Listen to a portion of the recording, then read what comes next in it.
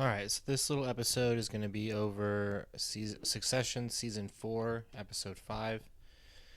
So one thing I noticed in the beginning was that the beginning of the episode is super similar to season 1, episode 1. It's almost like the show is like restarting itself in the wake of Logan's death, like things are getting back to normal maybe.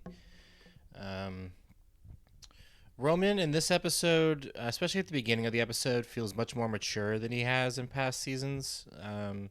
He does kind of have a breakdown later in the episode, but even that could show some emotional maturity because he's standing up for himself and trying not to get screwed over by Matson.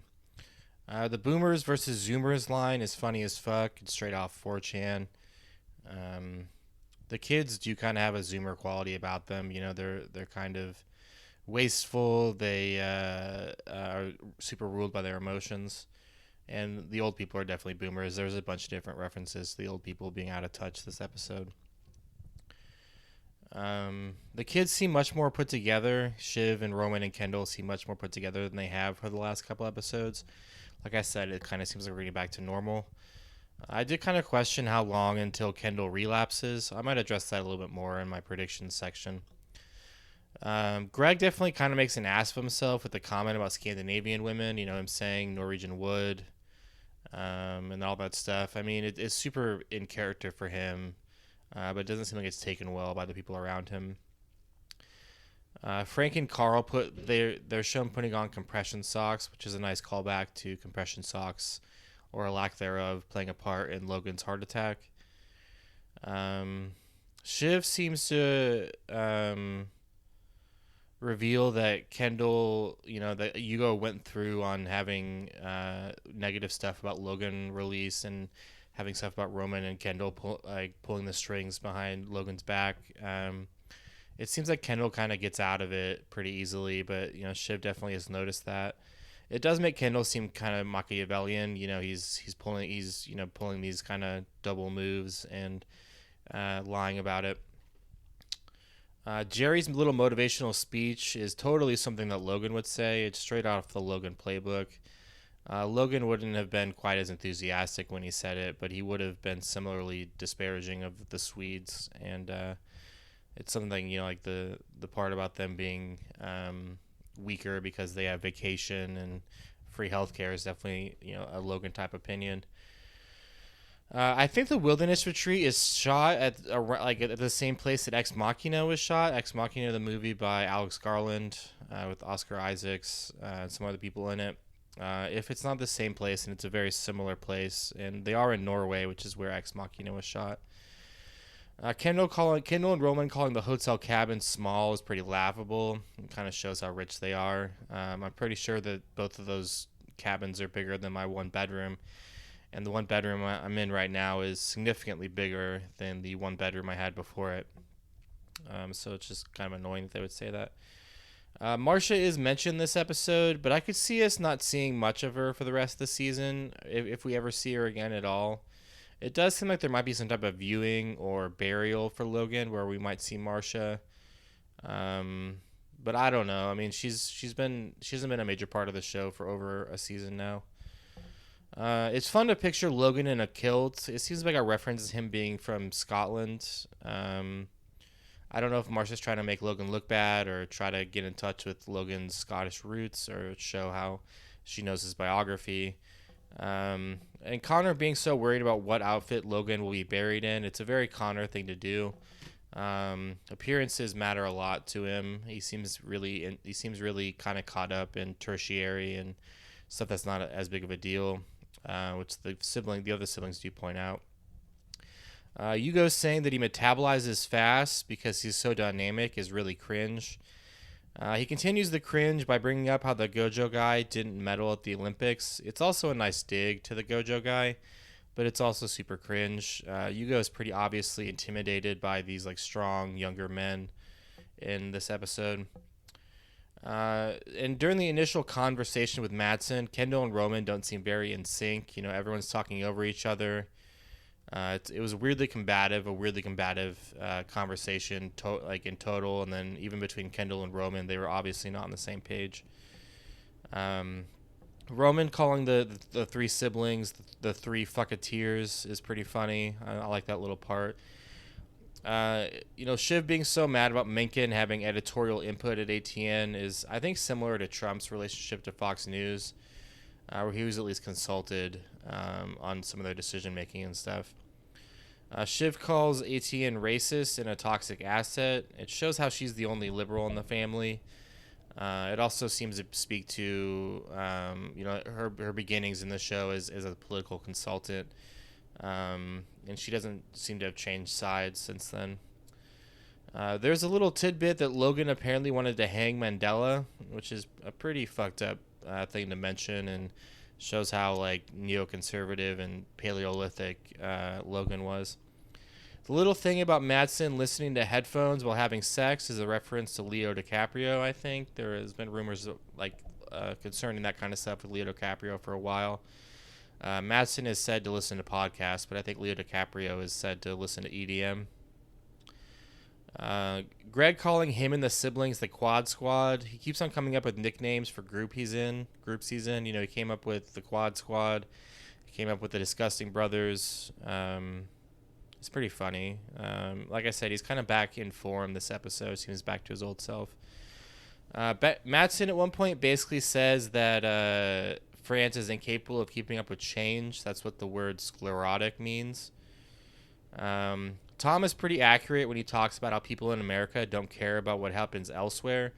This is super relevant to his role with ATN and ATN being a stand-in for Fox News. Because it seems like all people who watch ATN and or Fox News want to hear about from overseas is just negative stuff about how much better it is in America and stuff. Madsen at one point in the episode references Walter, the company. This is a reference to what Kendall did to Walter, which is what Madsen ends up doing to the siblings. So Kendall gave Walter an offer they literally couldn't refuse because it would be illegal for them to do so. And Madsen kind of does the same thing where he pays them so much for the company that they would, I think, literally be illegal if they were to refuse him.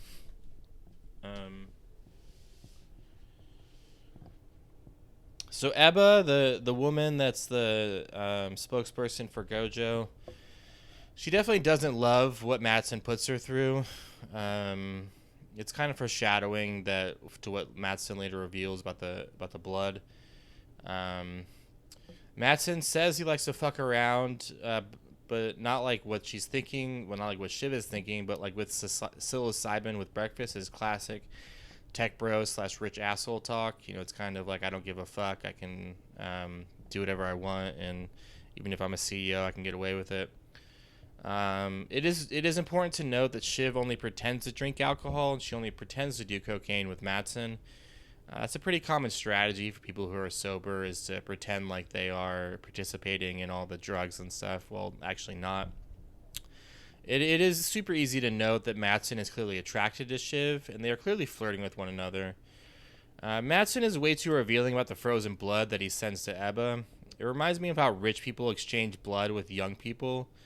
I only know about that practice from the TV show Silicon Valley, but it's apparently a real thing that people like Jeff Bezos and Elon Musk have done, where they take blood from someone younger and put it in their own body. I'm guessing that that's where he gets his own blood from, is having blood taken out of his body and having younger people's blood put in, so he has to do something with the excess blood. People online thought that Madsen could be lying about that, just to kind of screw with Shiv, but it seems like it's just weird enough to be true. Madsen is shown as being a pretty weird loner in this show. Even in his intro in this episode, he's wearing a hoodie inside. Revealing that whole thing is definitely going to come back to bite Madsen in the ass. Shiv has a lot of blackmail ammunition now against him. Roman finally shows some grief in this episode. He in past episodes said that he pre-grieved, but in this episode he's definitely showing some grief when when he sent a picture of his dad's dead body. It seems to kind of make it hit home a little bit more for him. He was always, even in episode 3, he wanted to see his dad's dead body, so proof of his dad's death has always been a thing for him. Madsen clearly sees through Kendall and Roman trying to fuck up the deal, with the whole press releases and all this different stuff. Madsen seems to really realize that they're messing with him. I didn't realize that the two companies have been talking about the acquisition for so long.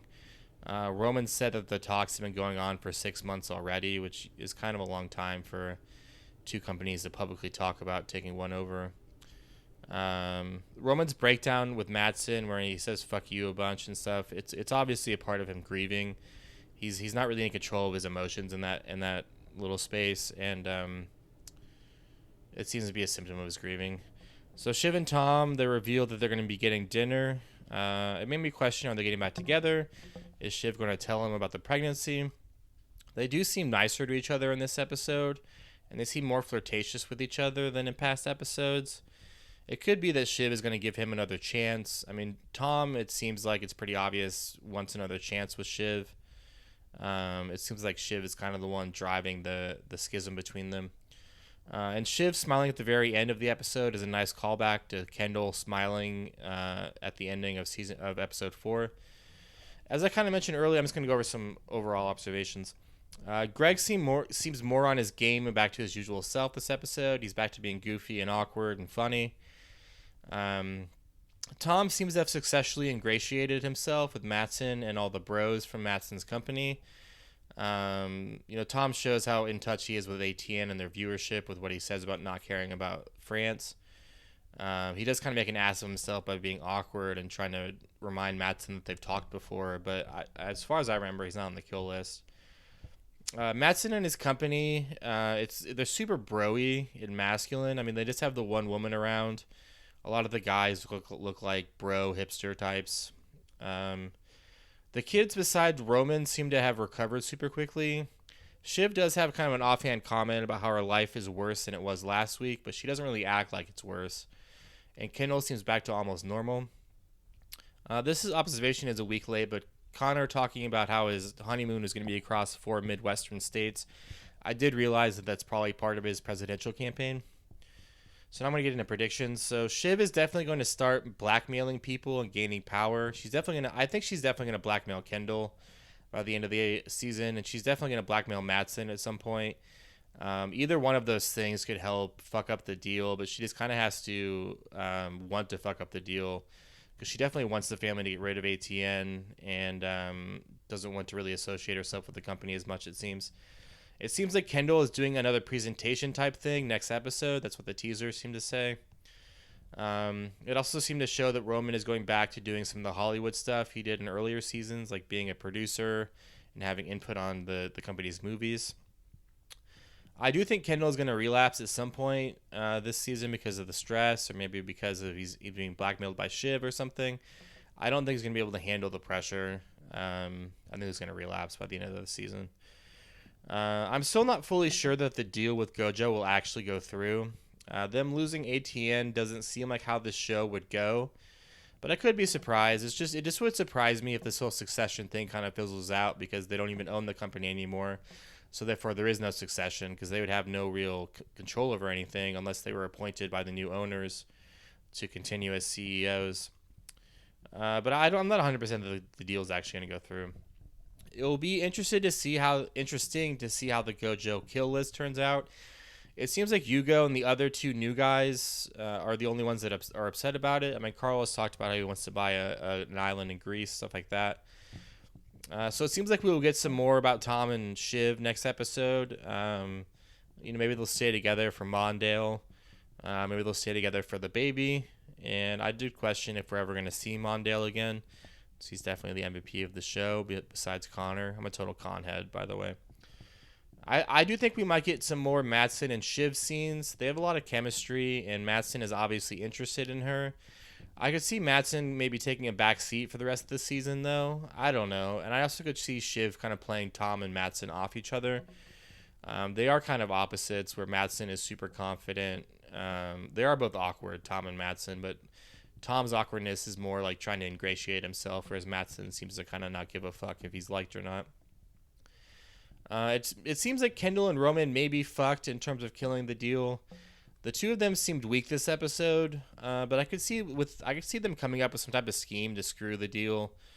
Possibly, I think it's possible they might kind of come back and have some kind of plan to keep ATN in their portfolio or something. I don't think the whole CE Bros thing will last this season. Kendall's being way too cutthroat, and Roman seems too emotional and weak so far. There's no way it's going to make it the whole way. I did kind of think about, because Tom tells Greg to delete stuff from his hard drive whenever Logan dies. I did think that that may come back at some point. Greg could be a little bit more conniving and stuff than we previously seen. It could also just be a throwaway line, which shows the kind of the consequences of Logan dying, where things are different now. I do think that we'll see another love interest for Greg by the end of the season. I don't know if we're going to get any more about Logan's death, like what I was saying with like a viewing or a burial. We got a little bit this episode about what he was going to be wearing when he was put in the ground from Connor. But it'll be interesting to see what they do with that, if they continue to kind of address the formalities of Logan's death and what are the results of that and stuff. Thanks for listening / watching. Like and subscribe.